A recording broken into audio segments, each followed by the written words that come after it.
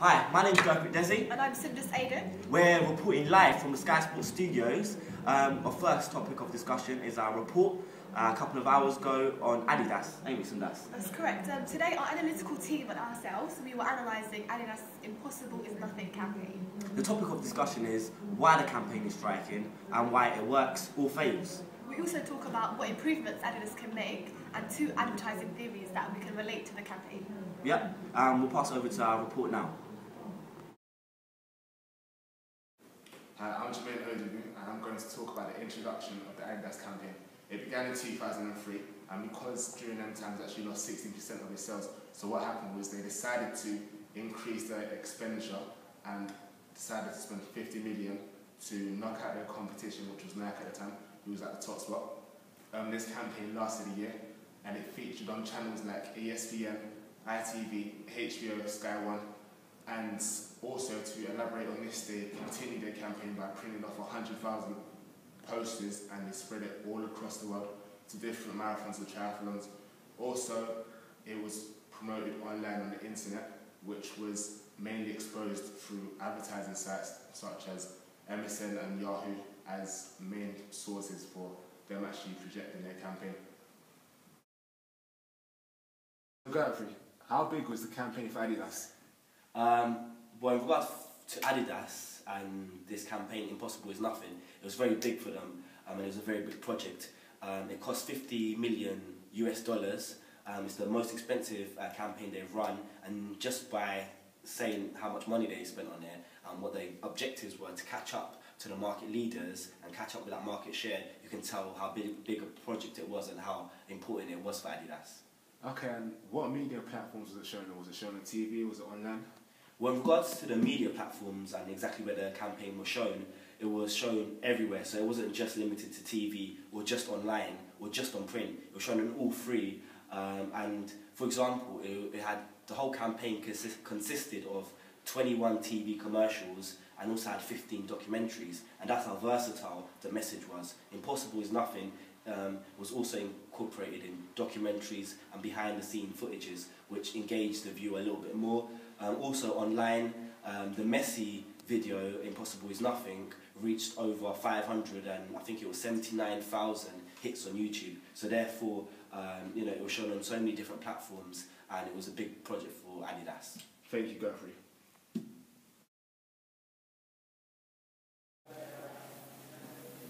Hi guys, my name's Gurpreet and this is Abdi. We're here from sunny Spain, Barcelona.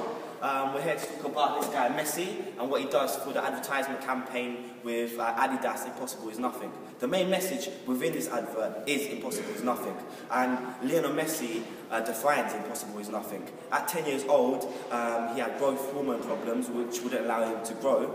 He loved playing football on the floor, and not only did he manage to live a normal childhood going into an adult, but he ended up becoming not only a professional footballer, but a footballer at Barcelona, one of the best teams in the world, and became the best footballer in the world. And to have that in your advertisement and in supporting Adidas's Impossible is Nothing just gives you a massive indication of how important it is. And that's what is essentially striking about this advertisement campaign, because essentially says to all the viewers that Lionel Messi, one of the world's favourite football players, everyone knows him. So when you see that on your TV, on your internet, on a billboard, you're automatically paying attention, and that's what's striking about it. And then hitting you with the message that Impossible is Nothing, Lionel Messi defines that. With Gilbert Arnez and John Lumo, they faced a similar setback where they was physically or mentally based on their careers, one as a rugby player and one as a professional basketball player. But they were really determined to make something out of themselves. One of them was unfavored. Gilbert was unfavored as a player. That's why he put himself as a number 0 jersey to make the cut and make the team, and also prove everybody wrong with the capability he had as a potential basketball player. And as for Jonna, he had a disability setback where he was on a wheelchair and the doctors told him that he won't be able to walk again. However, he was about to push over his weight and become the player he was. And not only did he prove the doctors wrong, but he became a professional rugby player, which shows determination, and they were willing to strive for success and that kind of defines impossible is nothing. That once you put your mind to it, you're more than capable of reaching your aims and objectives, and that's what these guys done. Yeah. And it's very inspirational too. So essentially, why this campaign is so striking is because of the message. That's one of the main reasons, and that message is saying impossible is nothing, incorporating these, not just celebrities or sports stars, but these people that have stories that are defining and proving to you that, you know what, impossible is nothing, so you can overcome them obstacles if you put your mind to it. And that just not only captivates the audience, but it also inspires them, and that's what's striking about this campaign. Especially these 3 adverts. Hi, my name is Gurpreet and this is Abdi. Now we'll be talking to you about the second part of our report, which would be why this campaign works or fails. And in our opinion, it works for 2 reasons. One being the content, and the second, the choice of target audience. We'll be walking you through the content stage of it. Okay, the reason this campaign works is because the message we get from these celebrities is powerful. They give us a strong message saying you've got to be determined and work hard and strive for success. Not only that, but it's very motivating and engaging towards the viewers. So the moment they see that, they'll get inspiration from it, and it motivates them even harder to become one of them, as in a successful sports star with any setbacks they might encounter in their lifetime.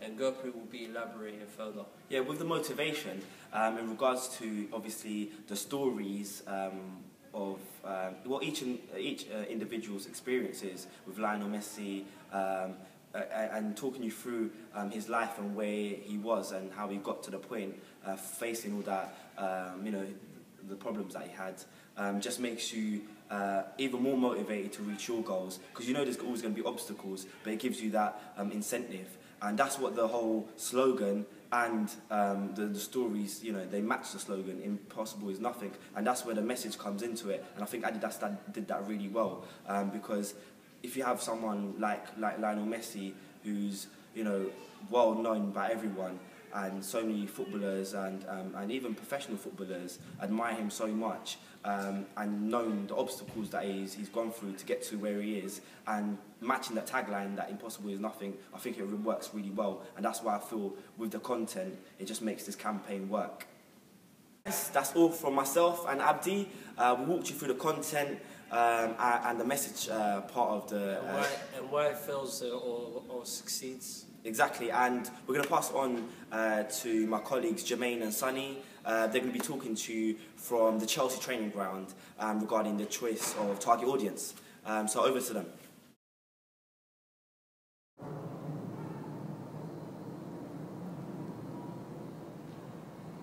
Hello, good evening. We're here from Sky Sports at Chelsea FC's training ground, and I'm Sindus Aidan. And I'm Jermaine Odebu. And we're going to talk about the target audience for the Impossible is Nothing campaign. We first have to mention that Adidas was driven by its efforts to move its target audience to 12 to 24-year-olds who were interested in sports. Adidas found statistics that found that 18 to 34-year-old males are now more interested in internet advertising than television advertising, and that's why Adidas thought it was important to shift their advertising from television to the internet by creating viral videos and viral impact. Also elaborating on this, as she said, the demographic was 12 to 24-year-olds. Now the people that were using their campaigns were people like David Beckham, Lionel Messi and Muhammad Ali. These are all people that 12 to 24-year-olds, young people in general, will be able to resonate with and will find iconic. Now because these people are associated with a brand, also through advertisement made through banners and through flags and everything, since they can see their face on the covers, people would want to resonate through purchasing their products, for example, it being trainers, sportswear, whatever they'll be interested in. And this would appeal to them so much, which would eventually, hopefully, increase Adidas's profits. And now we're going to pass it over to Rahul, who's at Greenwich University, that will let you guys know the limitations and what can be improved in Adidas Impossible is Nothing campaign. Hi, my name is Rahul Ali, and today I'm going to speak about competitor analysis, and I'm going to concentrate on Nike, who are Adidas's main rivals. I'm going to speak about the Right in the Future 2010 World Cup campaign, which was made by Nike, and compare it to Adidas. In this case, it was ambush marketing, as Nike used the World Cup to advertise their their campaign right in the future, even though Adidas were the official sponsors for the World Cup 2010. The statistics show that 33.2 million views on YouTube were seen on Adidas' World Cup 2010 campaign. However, on Nike's it was a lot more, on 16.2 million views, which shows that Nike's World Cup campaign was a lot more successful in terms of amount of people who viewed the actual video clip, the actual advertisement on YouTube, and Adidas as well.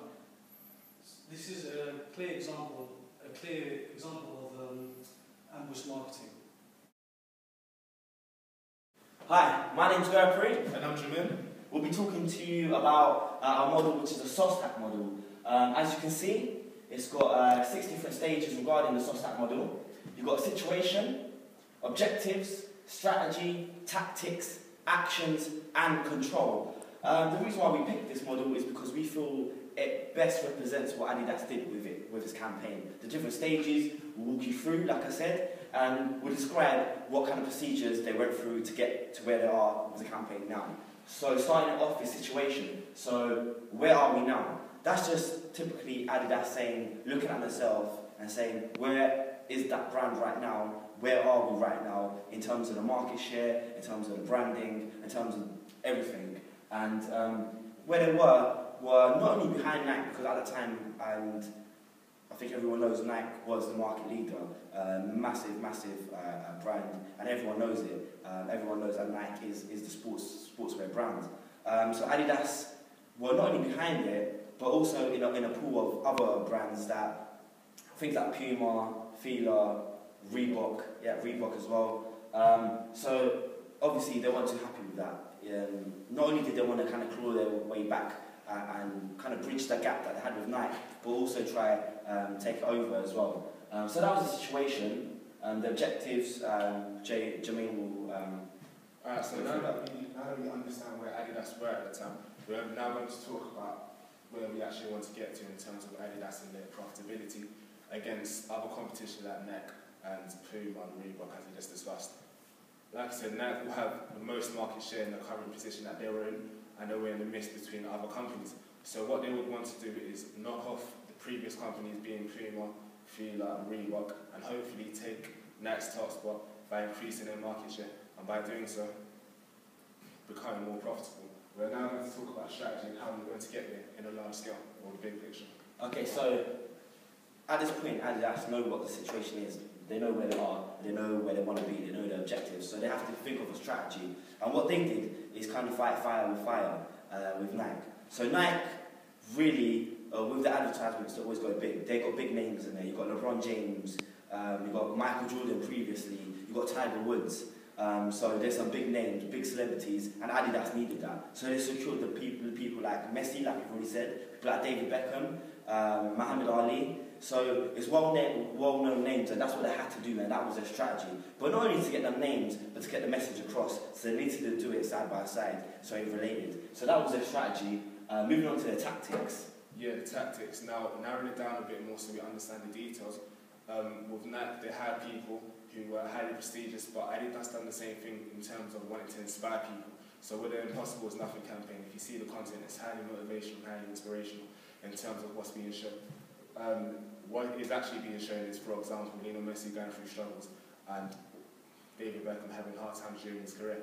And what this is supposed to represent is you can make it through anything, and it's supposed to resonate within the characters. And what we're now going to talk about are actions, who is going to do what and when within the Adidas company. Well, the actions just represent, after everything's planned out and you've got a strategy and the tactics in place, what's going to happen next. And what, with the celebrities and the sports stars in place, and a message off to one side, which was Impossible is Nothing, they needed to merge that and make an advertisement campaign that's not going to only be memorable and interesting, but also going to captivate the audience. And also, it's going to slightly try to take some market share of Nike. So you're going to have to not only take some market share of Nike, but of the other brands as well. So you're going to have to you know, it's going to have to be powerful, and it's going to have to be, like I say, a captivating advertisement. And that's what they did. There was not only we showed three of the advertisements that they used, but like I said, they had David Beckham, Muhammad Ali. So there was big names, big commercials going on, and it was not only viral, it was also on television, billboards, magazines. So it's hard to miss. Okay, now we're going to talk about control and how you can control, measure and develop the process. As you said, it was viral, it was on billboards.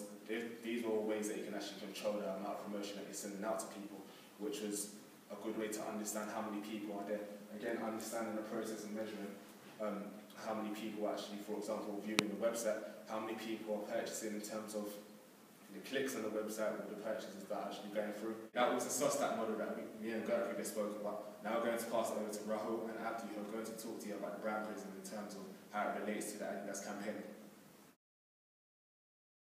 Hi guys, my name is Rahul, this is Abdi, and today we're going to be relating Capfra's brand identity prism to Adidas's advertising campaign, Impossible is Nothing. I'm going to now pass over to Abdi to discuss more about physical facet. Okay, the physical appearance for the Adidas Impossible is Nothing campaign is based on basically the slogan, like Impossible is Nothing. Just how Nike might have just do it for Nike, it had to have a brand image and a brand presence. Now, having said that, the first impression that people will see the moment they see Impossible is Nothing is exactly what it sounds like. Impossible is nothing when you put your mind to it. And that's the impression that Adidas is trying to gain towards the public, that you can do anything when you put your mind to it. Brand personality, okay. This is the part where, for example, you see, we talked about the advertising factors in terms of Messi's Impossible is Nothing.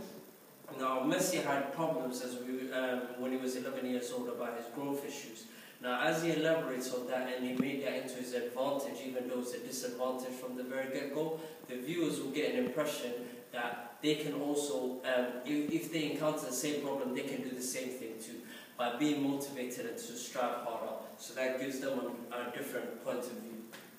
Brand culture is what separates Adidas from all of its competitors. So the culture, what does a company such as Adidas stand for?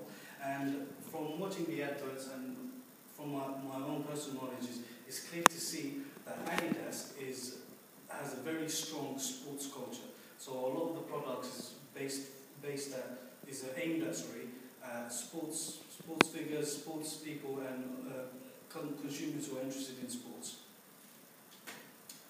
The second slide I'm going to concentrate on is reflected consumers. So this part I'm going to speak about who exactly represents Adidas. Who represents Adidas? What type of people wear these products? And it's clear to see that the people that actually reflect the brand are sports figures and also people who are into sports. People who like to wear that brand. A lot of times it's a statement. People who wear Adidas, usually people who can afford these products because they tend to be very high priced. Yeah. Okay, the customer relationship. Now this is the moment where after viewers see the actual advert, if they get some sort of connections with the celebrities, i.e. Messi, Gilbert or Jonah. Now, based on their scenarios and their situations and the disadvantages they had and how they made that into an advantage by being more motivated and striving even harder, that could build a relationship between the consumers and Adidas. Because of seeing these celebrities, it might make them want to work even extra harder. So that might build a good bond between the public and Adidas, and that's always a beneficial factor for Adidas. Customer reflections. Now this is the part where customers get their own personal reflection from the actual advertisements. Some might like it, some might not. But by seeing these adverts, they'll be inspired and determined and even striving harder to do so. And even to succeed in life. And that's our models for the brand identity prism of Capfra within the Adidas campaign. And thank you for listening to us. Thank you very much. My name is Desi, and I'll be talking about the recommendations / improvements that we can make to the Adidas Impossible is Nothing campaign. The Adidas Impossible Nothing campaign on a whole is really successful because of the results and just because of the brand awareness. However, there's a few improvements that I could suggest in order for them to make it better. There's 2 points that I'd like to make. The first point is they can use this campaign to also promote a product or product range as well as promoting their message. So in this campaign, this whole campaign, they promoted their message really well. However, they didn't promote any product or product range, and that's what they could do to improve it. The reason why I say that, looking at the strong theory of advertising and also the ADA model, 1925, you can see both of them go around selling a product. They say that you can increase your sales and also increase your brand awareness, but the most important thing is increasing the sales, and that requires a product. So if Adidas did show a product within their campaign or a few of the commercials, then you most likely, if you're referring to these models and theories, you would have seen even more increase in their product sales. The second point that I'd like to make for an improvement is Adidas target audience is from 12 to 24-year-olds. So to appeal more to the target audience of their choice, I feel that if they use more special effects and more graphics, then they will be able to engage their target audience more, because if you looked at the commercials and if you looked at the whole campaign as a whole, it was pretty simplified in regards to the special effects and the graphics. So if you're appealing to maybe an older target audience, maybe that's okay, I feel. But I feel if you're aiming at the 12 to 24 who love video games, love them kind of sci-fi movies, then obviously they're going to be more adaptable when it comes to special effects and graphics. So I think them 2 points, firstly using the product, and secondly using more special effects and graphics, will make the campaign and the commercials a lot better. That's all from our analytical team based in Greenwich. And that was our special report covering Adidas Impossible is Nothing. Hope you enjoyed it. Good evening, ladies and gentlemen. That's all from Desi and Sundar.